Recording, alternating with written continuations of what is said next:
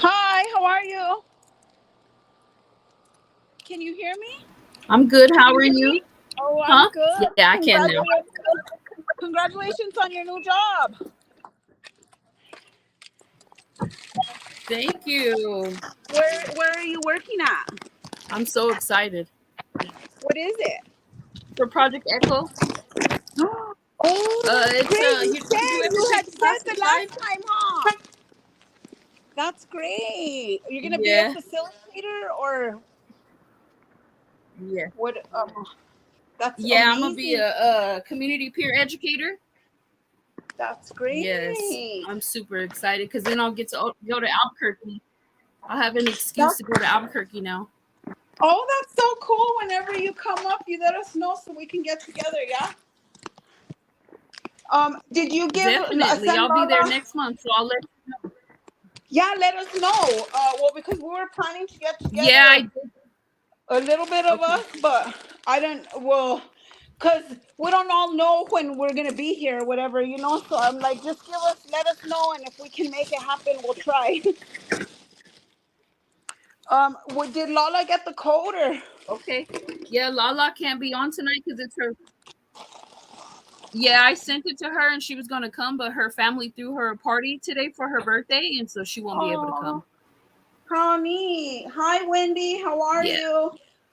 Okay, hold on. Yeah. Jules and Miss Gwen. Okay, there we go. Okay. Miss Gwen.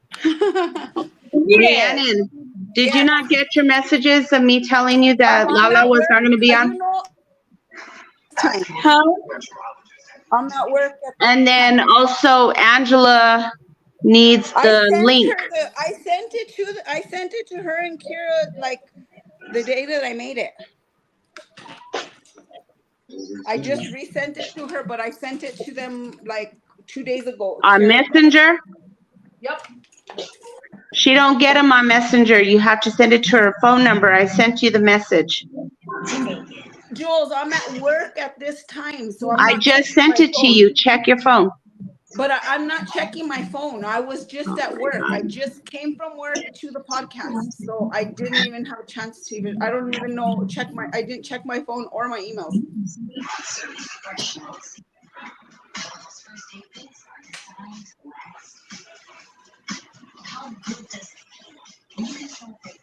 She sent me a message and she said, thank you. So I assume that she had gotten it. Do you know if she got the code?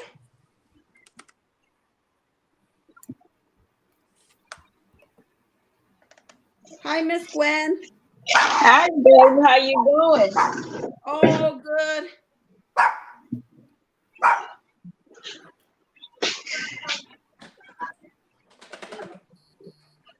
What, Miss Venus? What? My bad little puppies. What is my down? Computer is tripping.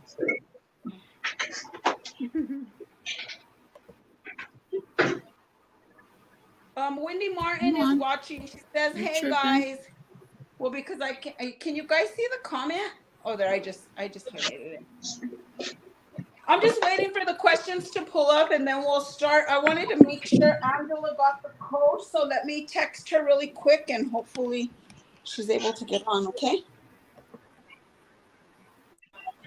Okay. I'm here. I'm just taking my doggy's blankets out the washer.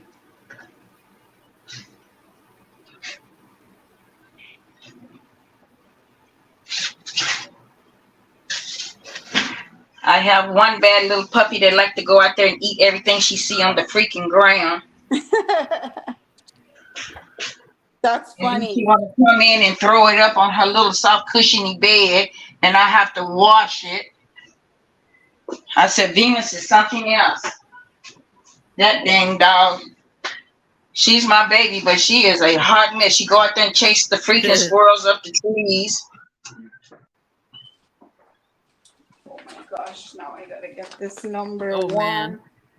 I'm trying to send this code to Angela. I'm sorry, guys. I'll be right back on 9, 8. Okay, you're fine. Thank you. Sorry, guys. Don't worry. This is crazy. This is my pen's not working.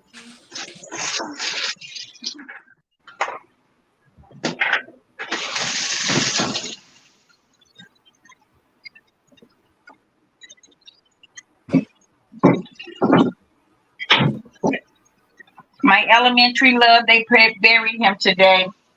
Aw. I posted his picture on Facebook. His name was C.S. Iman Thomas Jr. That was my elementary love. We were so in love. Aw. He got hit by a train. A plane? Oh my gosh. Yeah. He got hit by the train. Oh, that's too. Was he walking or what was? Yeah. He was picking up the scrap metal on the side of the railroad track and got hit by a train.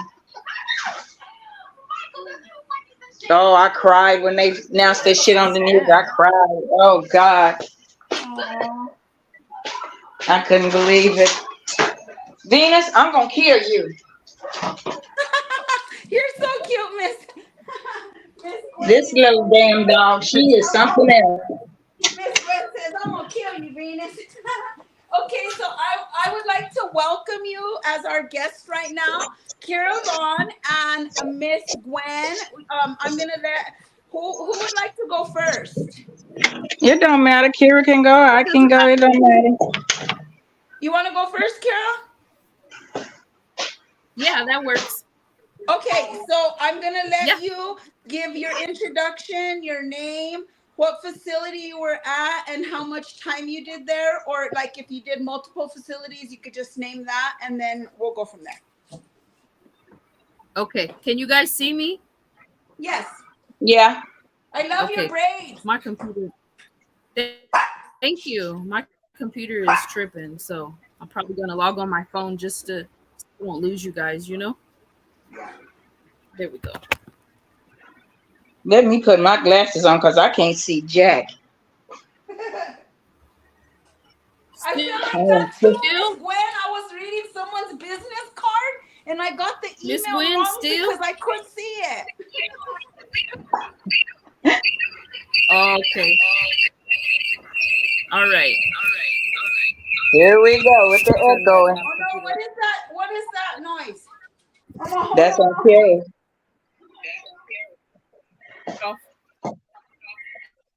I'm trying to figure out what that ringing noise is. Come on, motion. That was Kira. Oh, there we go.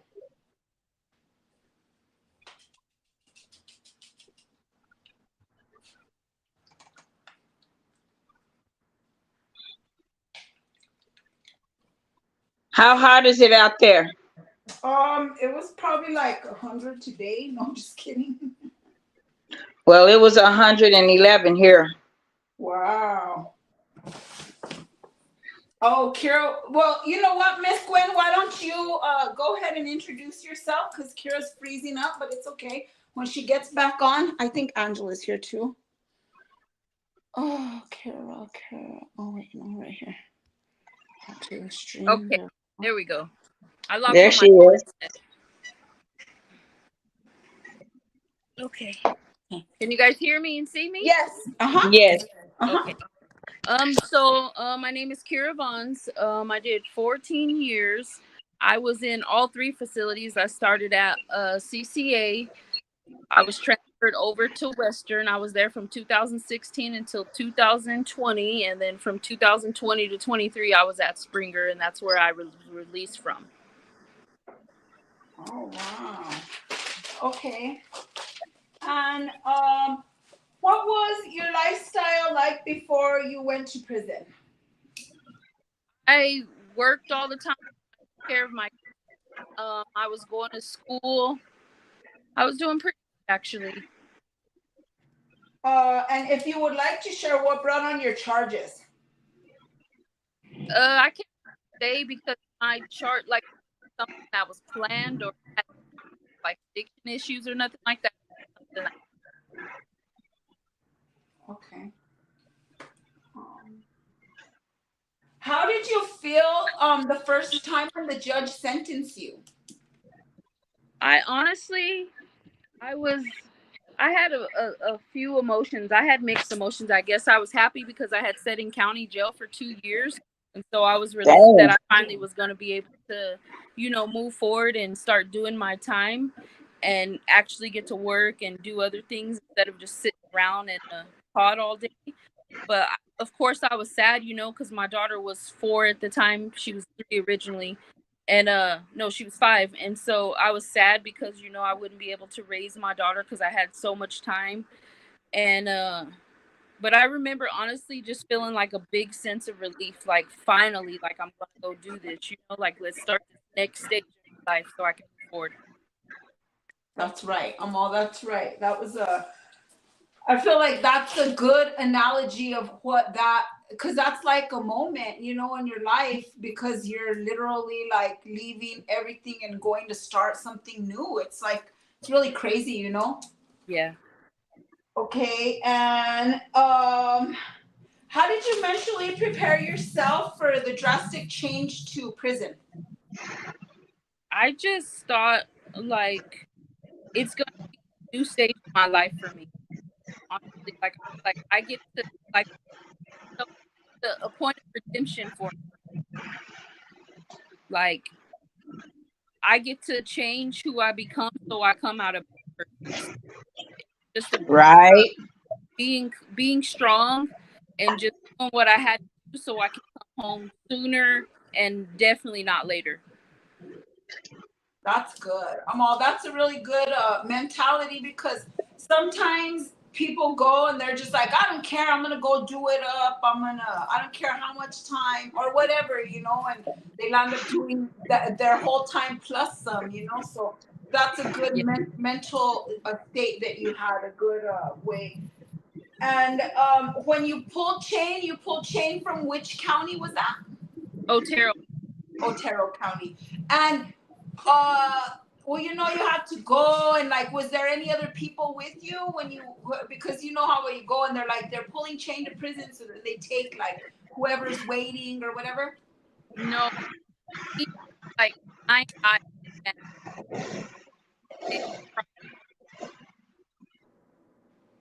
Otero is a smaller county too, yeah. Yeah.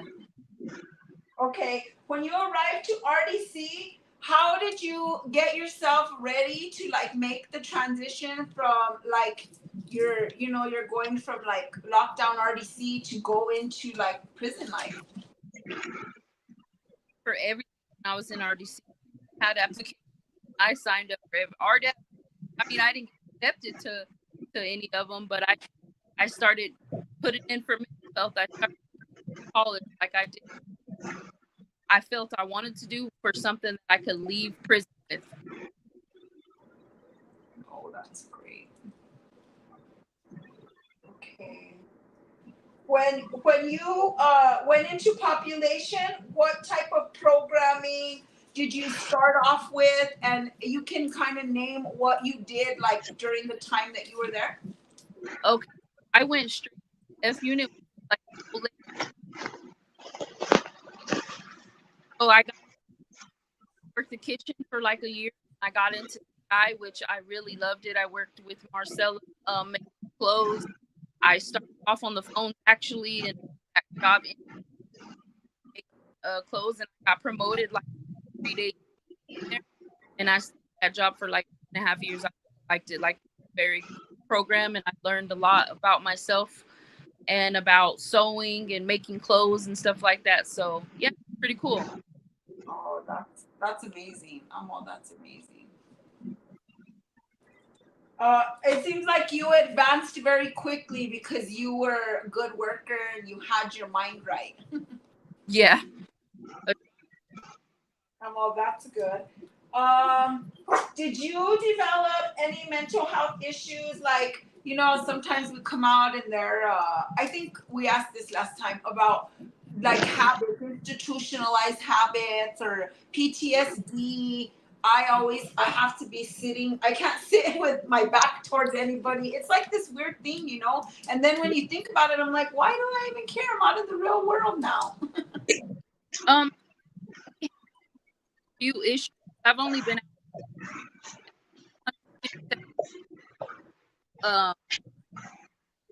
like be.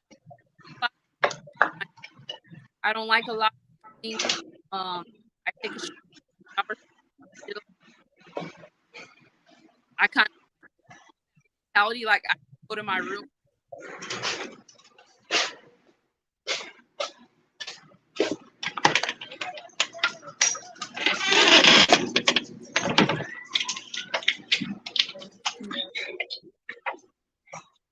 Okay, you bad little doggies, get in your cages. Good little baby. This is a good question. During your incarceration, did you ever experience like an act of violence, and how did that affect you, or how did that make you feel? I honestly didn't like pretty. I stayed out of the mix. I never experienced it personally.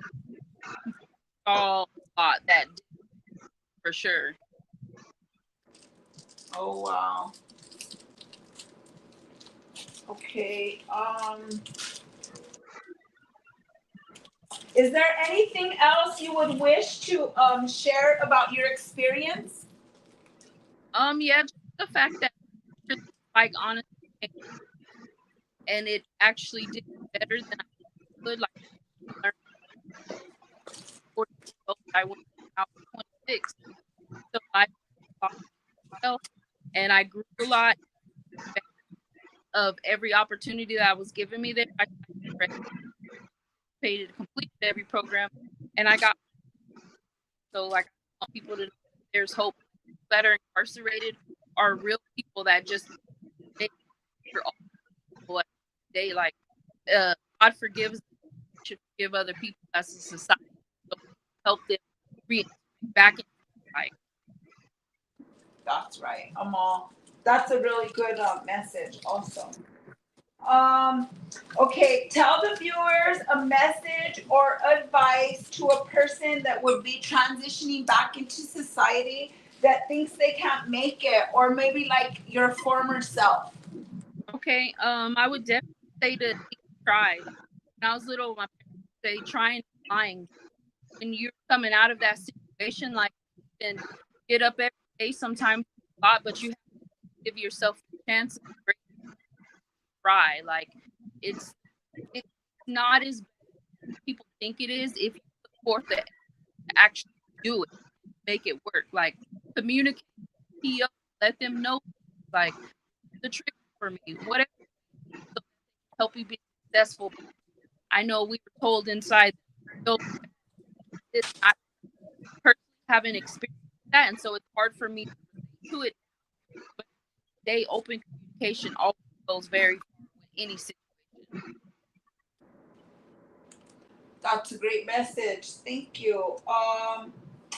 Okay, thank you. That's it. Do you have anything else that you want to say or share? I appreciate what you guys are doing. I think it's awesome, and I love how you're focusing on getting it back in society. So I just congratulate you guys all are doing. I can applaud to that. I'm glad to see that a lot of women that came out did make a change in their life. Some did and some didn't, but the ones that did succeed to have a better life for themselves after going through what you have to endure in the women's penitentiary, y'all did it. I have to give y'all A+ and applaud because y'all made it. And I'm one of them because I refuse to go back and join that crowd again. Refuse to. That is great, Miss Gwen. Thank you, Kara, so much. Okay, we're gonna go to Miss Gwen, but I wanted to say something. I'm so grateful for you, thanking us and recognizing us. I want people to know that this platform is there for us, for our people. I want Like, if you don't have family, we are here for you. We're here to connect with you, and we're here to help you if you need resources. If we're here to support you. If you have a business, we would like to be able to support. We are the 10% of the population that represents the recidivism rate in New Mexico. And I think that is so important of people to see us, to see our faces, to hear our stories, to know what, and that's why I did this, because it's important for our stories to be heard. So I'm just grateful to everybody that is involved, and everybody that has joined us and helped our movement. We're growing so much, and I'm just so grateful, because I feel like it's I want people to know that we are the 10% that represent New Mexico's recidivism rate, and that's really just what it is, because everybody else that comes out, they're either like on drugs or they're back in prison, So if they not in heaven. Yeah, that's the other place, Miss Gwen. Okay, Miss Gwen, I'm going to start with you now. So what was your lifestyle like before you went to prison? I was a hardcore drug dealer. Wow, Miss Gwen, I would have never known that. Yes, I was. I was a hardcore drug dealer. I mean, I was in it so tough that it was at the point that they put a hit out on me to get me off the streets. Wow. Wow. They had put a $10,000 hit out on me to get me off the streets. I had so many people that wanted me. Yeah. Wow. Okay. They put a $10,000 hit out to get me off the streets. They didn't want me on the streets because they said that I was making all the money. And I told them, I said, no, I ain't making all the money. It's because I'm being straight up, I'm being honest, and I'm not giving them no woo. I'm giving them straight up what they want. I ain't trying to cheat them out their money. I'm not trying to just get their money and give them some bull. So if I'm going to do it, I'm going to do it right. So if you ain't intending to do it right, then that's not my fault. Yeah. But that's I know that's what got me where I was there. That life. Yeah. So when I got out in 2000, that day I walked out of CCA at 6 o'clock that evening with Yazi on January the 12th. That was my last time looking inside a penitentiary, and I gave them the deuces, and I told them, y'all better look at me and look at me good, because y'all will not see me back up in here. That's good. I bet you that was the best feeling ever, right? Best feeling ever. I ain't turned around and looked at it. I seen Miss Sanchez. I seen Leticia. Who else did I see besides Jimmy? Oh, I forgot about Miss Sanchez, the mail lady. Yep, Miss Sanchez. I seen her. She was very nice. Miss Gwen, how did you feel when the judge first sentenced you? I was mad. I'm gonna be honest. I was mad because you know what? I had a poor excuse of a lawyer. She didn't try to defend me at all. But I said, okay, since this is what it is, and every time I tried to appeal it, they wouldn't even let me appeal it. They would just deny me right off the back. They wouldn't even look at it. I can mail it out today, and 2 days later, I get a notice it was denied. So I said, okay, I'm gonna go ahead and give y'all this time. I'm gonna give y'all this time, but I can promise you this. Y'all won't see me back. But when I got out, and I'm gonna tell you how crooked the system is. I got out, I went to the courthouse, I got copies of my records. Half of my file was gone. The stuff that showed that what was supposed to be in my file, it was gone. It was nowhere to be found. Oh no. So I was going to file a lawsuit against them, but without the paperwork, they knew I was. They knew I was going to do something, so they made sure that what I needed in my file was not there no more. That's too bad. So I couldn't really do nothing without any proof. Yeah. Hey, and you know that the cops really do whatever they want. You know, they get away with whatever they want, and that's like the horrible, sad part of this thing. Because if we say, hey, they didn't do this, they don't believe us, you know? Nope, they don't. How did you mentally prepare yourself for the drastic change from county to prison? Well, see, the good thing about it, it wasn't my first time going. That was my second time. The first time I went, I did 2 years. The second time I went, I did 5.5. So it was like, I really was okay because I already knew what to expect. So I really didn't let it bother me. So I really just knew, I just accepted it, went on. I cried. I hated it because I had to leave my grandbabies behind because I had my daughter's 2 babies. Aw. And that was the worst part about it. I had to leave Jalasia and the money behind. But other than that, I was okay with it. I was okay because I knew what was going to happen. I already knew what to expect from it. When you arrived at RDC, how long were you in RDC, and how Oh, did you child. prepare Oh, my yourself to God. go to population? We was back there in F unit. Oh, my God. That was the longest day in RDC I ever seen in my life. I stayed back there almost 3 months. Oh, wow, that's a long time. Me too. Yes, because they were steady getting people in, but they wasn't putting nobody out quick enough. Oh, wow. Yeah, That's a long time. I it thought RDC is. was just 30 days. Like, I don't It's supposed to ever be. understand that. I came in there April. I got there April the 20th. No, it was April the 19th was my birthday. I got there April the 20th. I got there on a Wednesday, April the 20th. I stayed in RDC from that day until the day I got out was the day that Michael Jackson died. And that was in June. Wow. That's how long I stayed in there. When you hit population, what type of programming did you involve yourself in to stay out of trouble, and what kind of jobs did you have?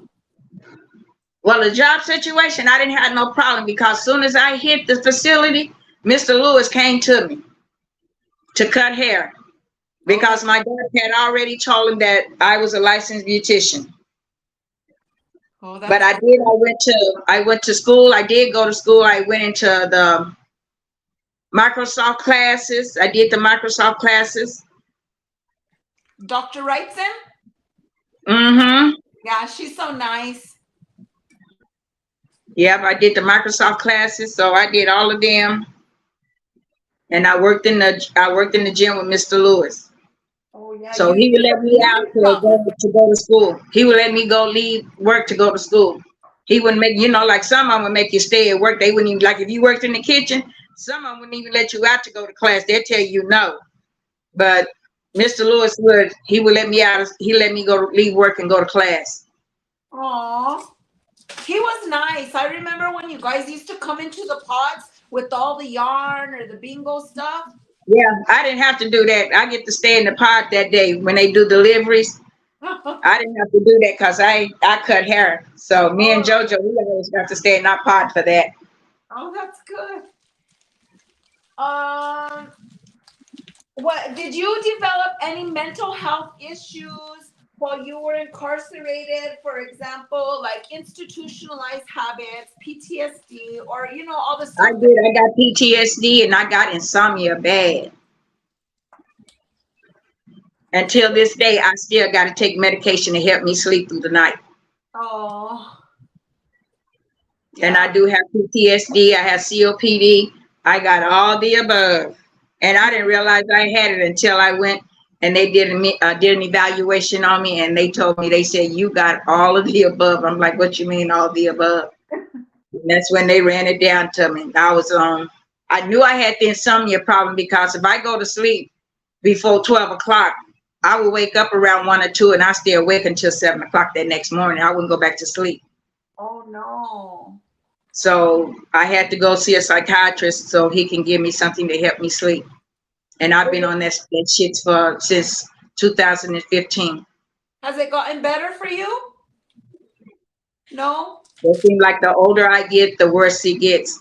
So I stay on my meds. It makes me sleep all night though. That's a good thing about it. It still makes me sleep, my medication, but it ain't got better.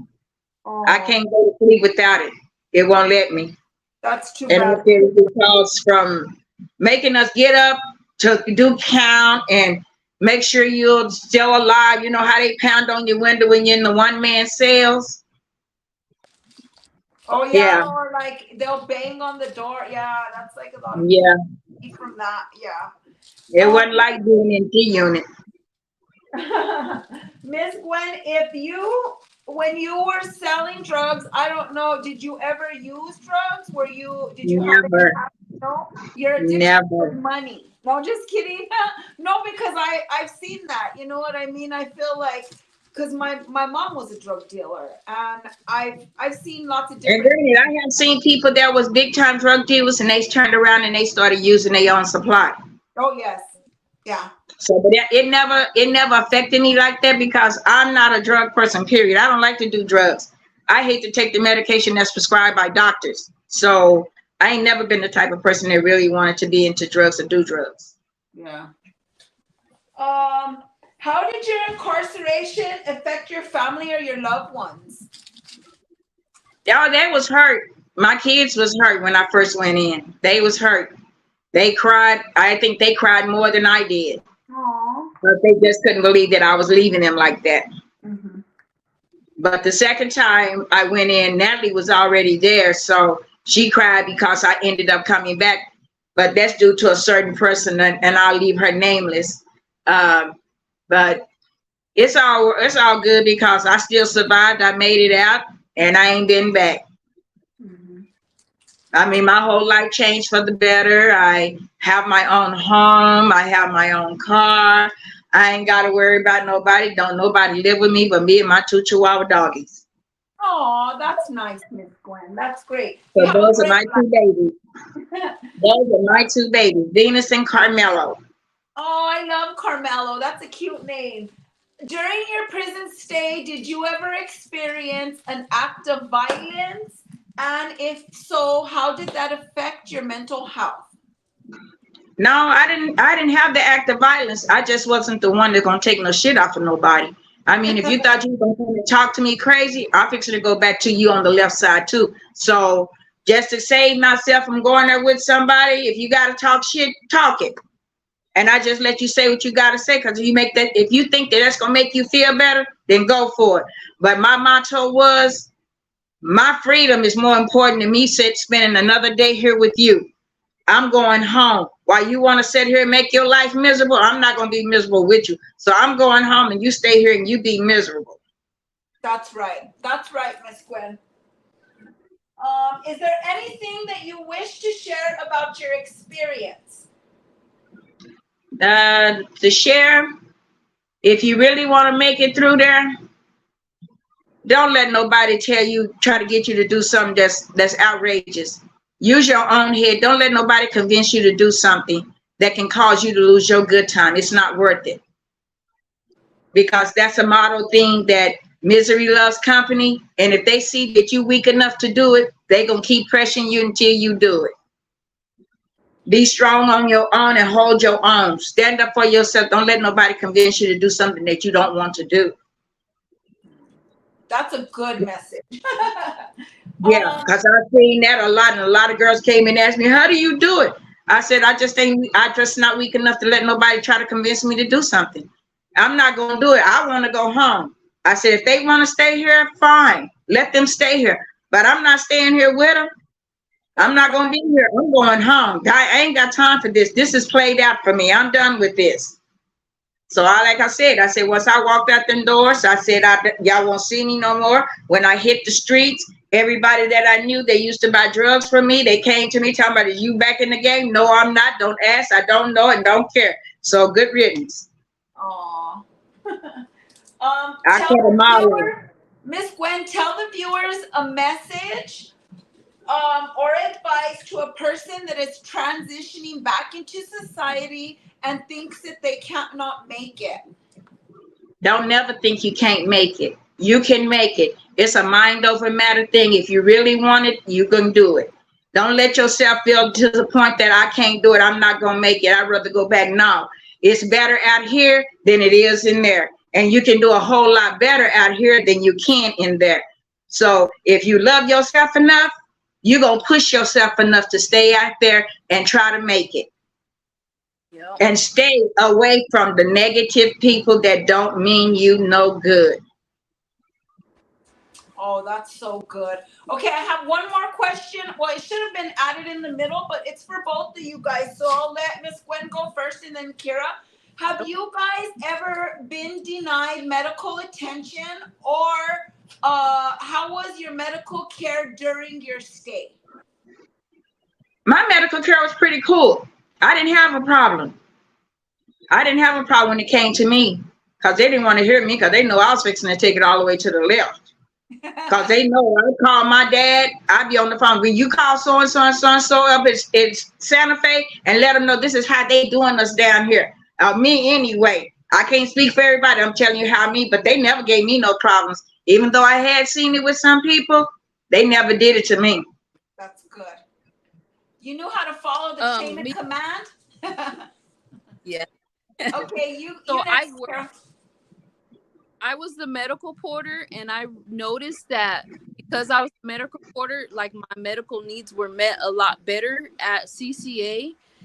Western, the care was subpar, but once I got to Spring, it was awful. Like, I tell you what, I had a lump in my breast since 2011 that CCA and Springer were taking care. I mean, Western were taking care of, and when I got to Springer, they started me all the way over, and they refused to remove it. And I just got it removed like a month ago. It grew in 2012. It was 6 centimeters when I got it removed. Oh my gosh, Kira! Yeah. I feel so much sympathy for you, because I had a lump also, and that's why the reason I'm asking, because when I was in county, I was denied medical attention, and they told me, the cops, COs told me, they physically told me, that's what you get for shooting up in your breast. And I've never used heroin. I've never shot up, and I have a needle phobia. I've never used drugs, especially heroin. Like, I've done, marijuana or cocaine or pills, but I've never used heroin in my life, or methamphetamines. And I got the cellulitis because I had a lump, and they took a piece out, and from them taking it out, the tools were not sterile, and I got the cellulitis. So I had that issue the whole time. I had a golf-sized ball abscess, and they refused to take me to medical. Wow. I have seen them do people dirty. It was one girl in there when I first went in there in 2000. Wow. No, 1998. Her name was Ruby, and she wasn't but 17 years old. And Ruby was pregnant. And they had us all right there in the main hall right there across from the CO's office. And it was F something. I can't remember what it was. But anyway, she came to me one night and she said, "Miss Gwen, my baby's not moving." I said, "What you mean your baby's not moving?" She said, "My baby is not moving." I said, "Oh no, honey." I said, "You need to call medical. Tell them that your baby isn't moved." I said, "When was the last time your baby moved?" She said, "Like 2 days ago." I said, "Oh hell no, you should go. You need to call medical." You know what they told that child? This was like on a Sunday or a Monday. They told her, "Oh, well, you have to wait till the people come in on Thursday. The people from the doctors from the street come in on Thursday." They made her stay there. They showed it. When they got her to the hospital, she had to deliver a stillborn baby. Oh my gosh, that's horrible. That is They so sure did. horrible. They sure did. And her daddy sued the shit out of CCA. That's good. Like She took a picture. She took a picture with her stillborn baby, and she was just crying. I felt so bad for her. That's horrible. That's so horrible. Like I want to lobby this year for better food, better choices, better commissary for jobs and workforce stuff. But like, I need people. So whenever like the roundhouse time is when they're going to do that, I'm going to ask people, like, I want to go, and they need to know, they need to see us, they need to see our faces. That way they could know that there's stuff that happens like that. Do you know what I mean? The people that make the decisions and have the power and make the money, they don't know what happens on our level, you know? And I feel like Miss Gibson did us real dirty, just like for our state issue wise. The women with big breasts, she didn't want to give us bras. She gave us 3 bras for a whole freaking year. Yes, that's crazy. You should get them She did. quarterly. And she can't say she didn't have the money because she had the money. She had the money to give us bras every 6 months, just like all this regular state issue. We supposed to get a regular state issue of bras, panties, and socks every 6 months. And she wasn't doing that. She was pocketing the money. You know what Wow. also I thought was really crazy at Springer? They didn't allow you, if you were a level 1, you cannot receive your 2 stamps, your free mail, and like Yep. there's your hygiene. Yep. That's really crazy because what about the people that don't work? Like some people have 20-cent jobs. Like and then they take like $6, so you're literally getting like $14 on your state pay. How do you buy your hygiene and anything that you need for the month? Like, I don't understand that. That's something that's really like, it's always been really crazy to me, you know? Yep. That's the worst part about the system, is that they really don't care about how we get treated in there, because you know what? They get to go home every day. They getting their paychecks every 2 weeks. You know what I'm saying? And they don't care about whether we eat, whether we live or die. They don't care. Long as they go to work and get their money, that's all that matters to them. They didn't care about us. We just an inmate. All they see us as is the inmate, because for the simple fact they say you shouldn't have did what you did to get there, and you wouldn't be going through this. Well, now we got a person that can actually vouch for that, Jimmy, because now she knows what it's like to be on probation. Oh, I know, Yeah. right? Wow. Yeah. Crazy. Yeah, now she see, you know how she used to be all snobby and rude to people in the prisons. In prison now, she get to see how it feels to have that shoe on the other foot. When the POs tell you, oh, you can't do this or you can't do that, you got to stay here. You got to let me know before you go and do this and do that. She don't. Now she see how we feel, how she used to do us. Yeah. Now she get to see how I feel to be did like that, be told what you got to do. Mm-hmm. Terrible. It's just terrible, right? Well, It is. do you guys have anything else that you would wish to send a message to our people? I would like to share a poem that I wrote. Yeah. Okay, let me find it. I'm looking for it right now. Sorry. It's called Inmate. Hold on, I'm gonna put the phone down for just a moment. Okay.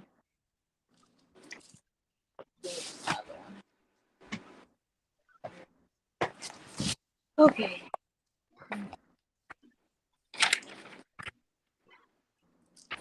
Yeah, so I wrote this poem because when we transferred over to Springer Western, like the level of how they treated us and the way they talked to us changed, you know? And so I wrote this poem to kind of commemorate that, because it affected me so much, and then I decided to not allow them to put me in a box anymore. That's beautiful, Kara. Well, because we have the ability to do that. You know what I mean? Yeah. We can take ourselves out of that element. That's beautiful. That's very powerful also. Thank you. So I just got to find it. I have so many poems that I wrote when I was inside. That was my way of dealing with things, was to write it out. Okay. That's great. That's good. Because that help you keep your sanity. Yeah, definitely. It says, when you call me inhumane, I is for inhumane, N is for non-existent, M for doesn't matter, A is for not acceptable, T is for transgressor, is for example. It says, please don't call me inmate. That is not my name. And although my life has changed a lot, my name remains the same. When you call me inmate, it makes me feel low class and second rate. It's as if I had become all of my mistakes. The way you use the word inmate, you make it sound like a minority race, as if I don't know what I'm talking about and I forgot my place. So I ask you, please don't call me inmate, because when you say it, all I say, although I am confined in these walls, this is not my fate. That's beautiful. That is so beautiful. I would like you, Kara, can you post that on our page? Yeah. It's beautiful. That is beautiful. That's so powerful. Thank you. That is, but it's very true too. It is. Our name ain't inmate. We got a name. We came in this world with the name, so why should we be called the inmate? Yeah. They get called it transferred over, and then called inmate life. If you're calling me or it was a Oh, that's great. person. My name is Kira, gave me a name, you know? Yeah, it's so impersonal because I feel like they do that. We're never called our real name, Montoya, our last name, because they want us to have that disconnect. And that poem that you made, it like touches on all levels right there. That's amazing. Yeah, Thank you for sharing that. thank you. Yeah, that's good. Miss Gwen, do you have anything else that you want to say? No, all I can say is that everybody that's still there and those that's out, keep your head up, stay strong. Don't let it defeat you, defeat it. That's right. That's right. Thank you, ladies, so much for joining me and for supporting our cause. It's so important that we all come together and share our message. So I'm so grateful to you guys. And behind the bars, thank you for being our guest tonight. And we're very grateful. Thank you so much. Thank you. You're welcome. And thank you for letting me come back again since my first time around didn't go so great. Of course, of course. Anytime. And you guys are welcome anytime. You guys can come on. And if you guys want to share your feedback, if you guys want to talk, ask questions, anytime. You guys are always welcome. We could have 10 on panel. So it's good. I encourage you guys to come and pop up anytime. Okay. Thank you. Okay. Thank you. Thank you guys. We're signing off now. Thank you. Okay. Y'all have a blessed night. You too. Bye. Bye-bye. And how do we have so many people watching?